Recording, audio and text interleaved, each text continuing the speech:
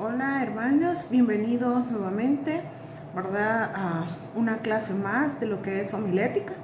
En esta ocasión vamos a ver la separata número 5, ¿verdad? Clase número 5 de homilética 1. Y vamos a hablar un poco acerca de la preparación del sermón. Menciona acá que la preparación del sermón es súper importante, ¿verdad? Porque dice de que nace de la dependencia de Dios, del esfuerzo y la disciplina del predicador. Es decir, que un sermón siempre tiene que estar enfocado a Dios en todo, desde el tema, que es lo principal, hasta la conclusión. Dios tiene que ser el centro de todo eso. Y vamos a ver algunos elementos. Los elementos del sermón a considerar son los siguientes, dice acá. Vamos a ver un pasaje bíblico, un tema y un título, ¿verdad? Esto puede sonar un poco confuso, lo del tema y título, pero lo vamos a ver. Y al final vamos a decidir cómo es que vamos a dejar nuestra predicación cuando nosotros la preparemos, ¿verdad? Esas nada más son sugerencias que usted puede tomar en cuenta. Uno, el pasaje bíblico. Dice, un sermón para ser bíblico no tiene que estar basado en un pasaje bíblico en particular, sino en la revelación bíblica. ¿Qué significa eso? No quiere decir que tiene que ser algo fuera de la Biblia. Simple y sencillamente, ¿verdad? Puede ser una historia bíblica, ¿verdad? Que siempre va y no es un pasaje específico, sino, por ejemplo, hablar de la vida de José implica muchos capítulos. O sea, no solo es un pasaje, son muchísimos. Dice también es mejor disparar, dice acá, un texto al corazón del oyente que ametrallar su mente con muchos textos bíblicos, ¿verdad? Porque a veces quizás se nos va a ir muchísimo tiempo leyendo la Biblia y lo que menos vamos a hacer es buscarle la aplicación a cada uno de esos versículos. El pasaje bíblico también da contenido a la predicación, autoridad al predicador, credibilidad a lo dicho por el predicador y produce efectos espirituales en los oyentes. Eso es buenísimo recordarlo, ¿verdad? El impacto que pueda tener una predicación en los oyentes. Definitivamente que eso es lo que se quiere, que la gente pueda analizar, reflexionar después de escuchar una predicación. Luego dice, el pasaje bíblico se debe interpretar hermenéuticamente y homiléticamente. Son dos palabras que creo que algunos ya conocen, ¿verdad? La hermenéutica nos va a ayudar a saber definir completamente de lo que se está hablando, y homiléticamente hablando significa que todo va a estar de una manera ordenada y con sentido también, al igual que lo otro. Dice, el pasaje bíblico debe tener un propósito en el corazón y en la mente del predicador, de que Dios desea que éste predique dicho pasaje. Significa que tiene que nacer, ¿verdad? No solamente en nuestro corazón, sino saber que Dios nos está revelando a nuestro corazón lo que Él quiere que nosotros prediquemos. Luego tenemos un tema. Dice que este tema, en un pasaje por lo general, se descubre un asunto particular, pero muchos temas. Por ejemplo, Romanos 5:1. Sobresalen 5 temas en este versículo. Sobresale la justificación, la fe, la paz, Dios, el Señor Jesucristo. Podríamos agruparlo con un solo tema de la siguiente manera. El hombre es justificado ante Dios por medio de Jesucristo, y esto es por fe. Y ahí abarcamos que eso es un tema. Luego dice, puede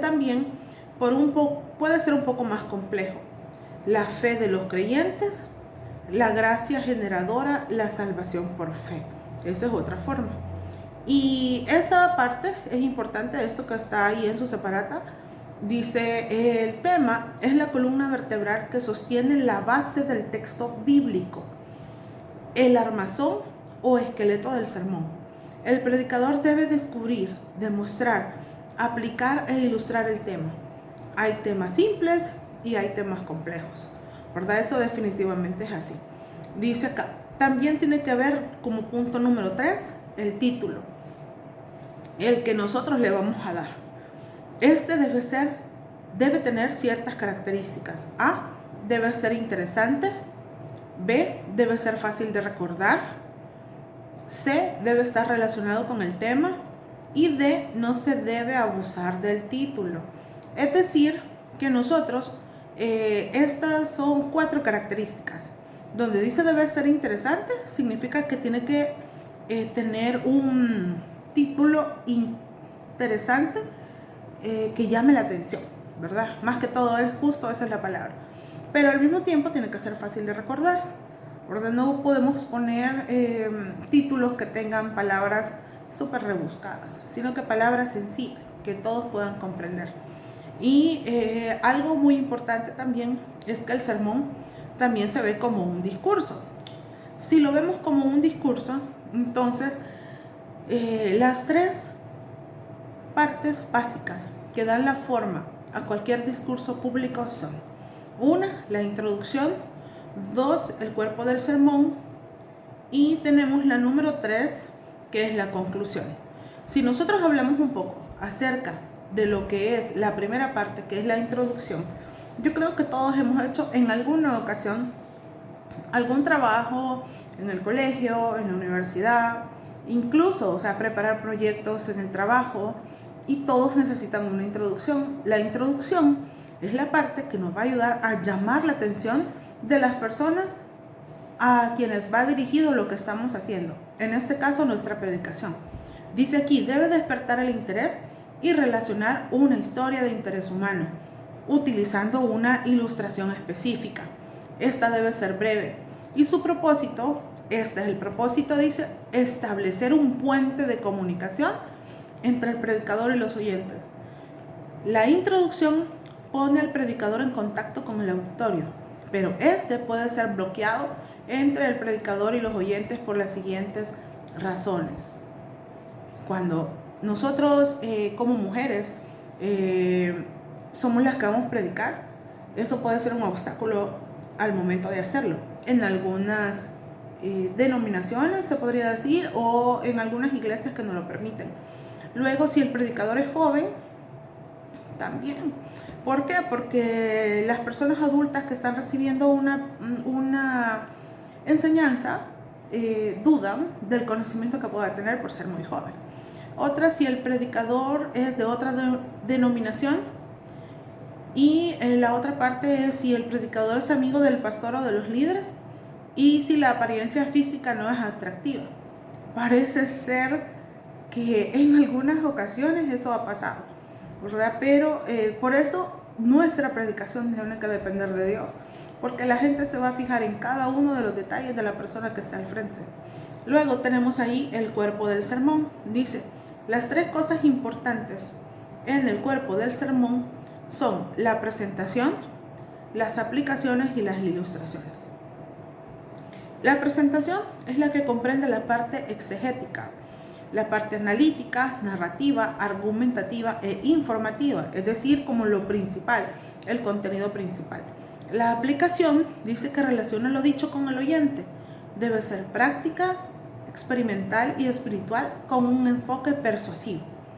Y la ilustración, que pueden ser utilizados personajes bíblicos, ya que en ellos nosotros tenemos, y con ellos nosotros tenemos muchas cosas en común, ¿verdad? Esas tres cosas van dentro de la parte principal del sermón.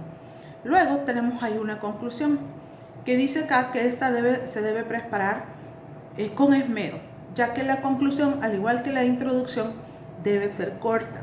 No debe ser ocasión para impedir clemencia a la audiencia. No es para tomar la oportunidad de mencionar algo que se nos olvidó, ¿verdad? La conclusión lleva el sermón a su clímax, lleva a una decisión de parte del oyente y da el último martillazo, por decirlo así, ¿verdad? Es con lo que nosotros concluimos, ¿verdad? Nuestro tema, nuestra predicación. Esta no se debe tomar por sorpresa. Debemos anunciarla con estas palabras. Para concluir, y se debe evitar las siguientes frases. Y yo creo que ya lo hemos escuchado en más de alguna predicación. Pero cuando nosotros nos toque predicar, no lo vamos a hacer. Pero hay gente que dice, estoy por terminar. Y termina media hora después. Hermanos, perdonen que no predique mejor. Pero es que eso muestra incapacidad del predicador. Y lo que se quedó, no hay que mencionarlo sino ocuparlo en el siguiente sermón. Es decir, si hay algo que no nos alcanzó el tiempo, no le va a decir usted, miren, fíjese que tengo como 20 puntos y solo les voy a dar 2. ¿verdad? Porque eso significa también que nosotros no podemos manejar el tiempo. Y aquí en homilética es clave manejar el tiempo.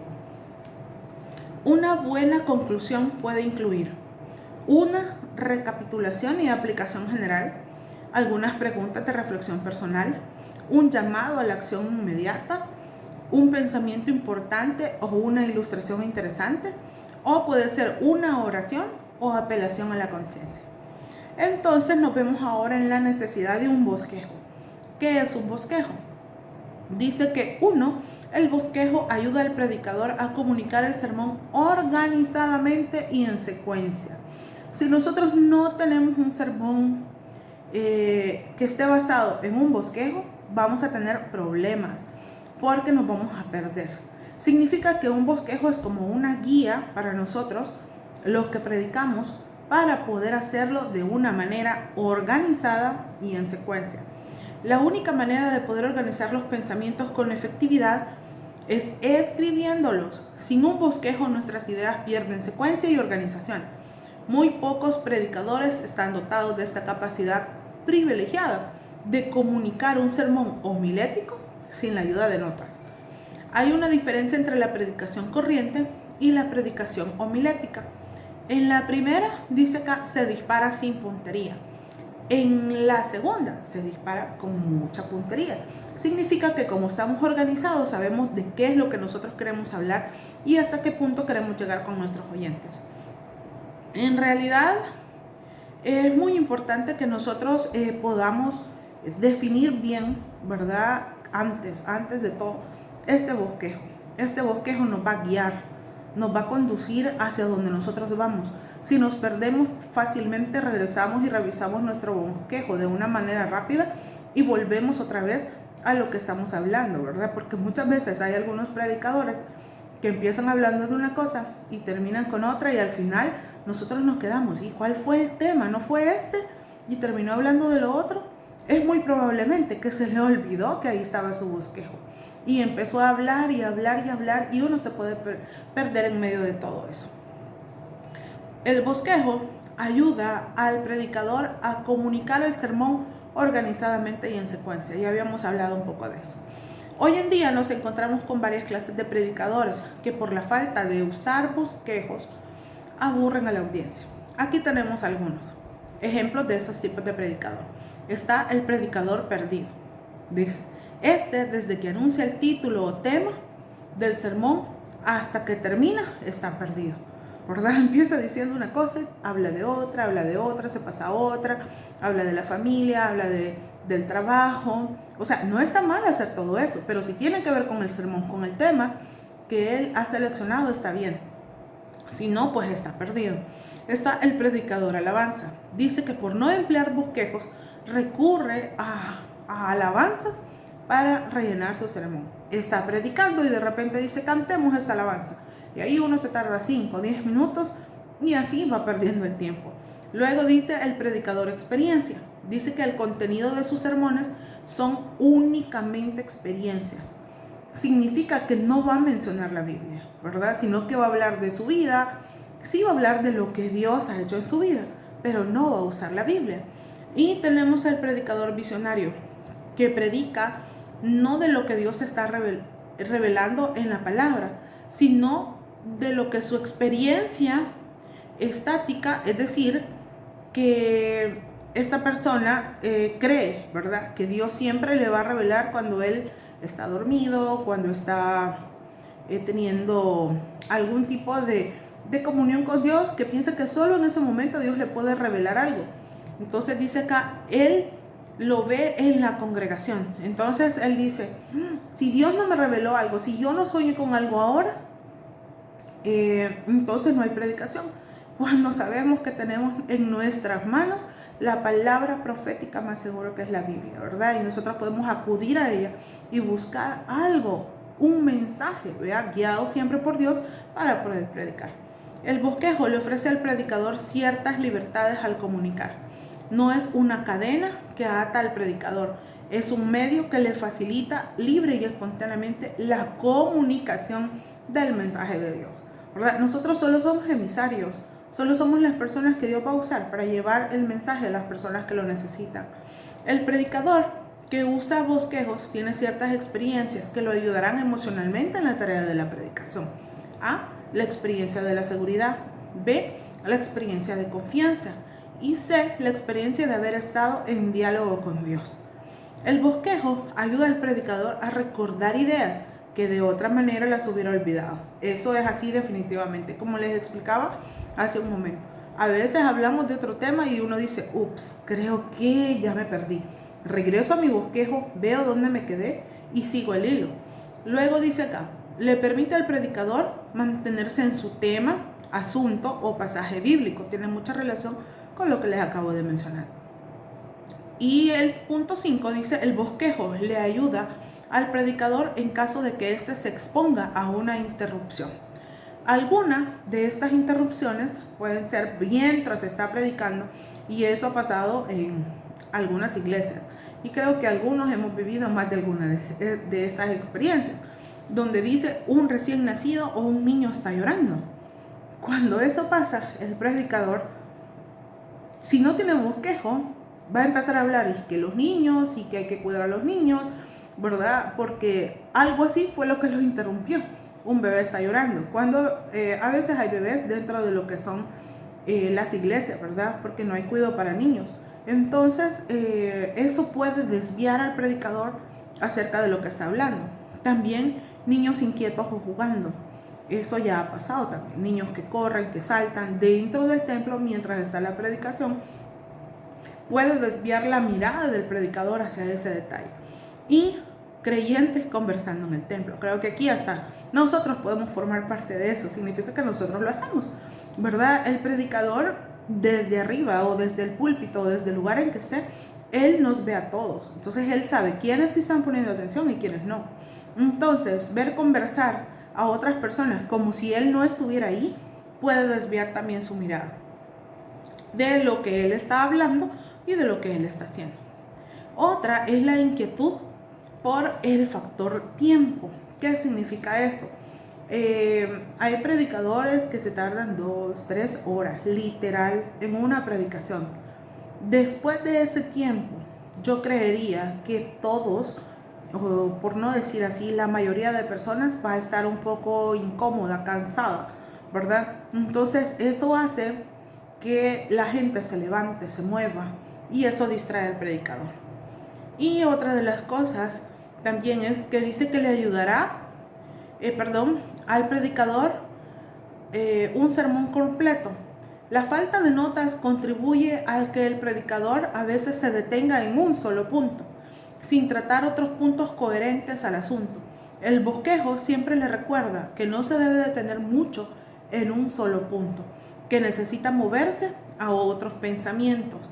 Y hay una última, que creo que me la salté antes, veas, en el orden de su separata, dice un derramamiento del Espíritu Santo. Y quiero leerles textualmente lo que dice esta separata. Dice, en las iglesias de avivamiento siempre es de esperarse que el Espíritu Santo pueda dar una bendición especial. Lo dicho en Hechos 10:44 se repite muy a menudo en medio del pueblo de Dios. Mientras aún hablaba Pedro estas palabras, el Espíritu Santo cayó sobre los que oían el discurso. El bosquejo ayuda al predicador a continuar desarrollando el sermón una vez haya terminado el derramamiento espontáneo del Espíritu Santo.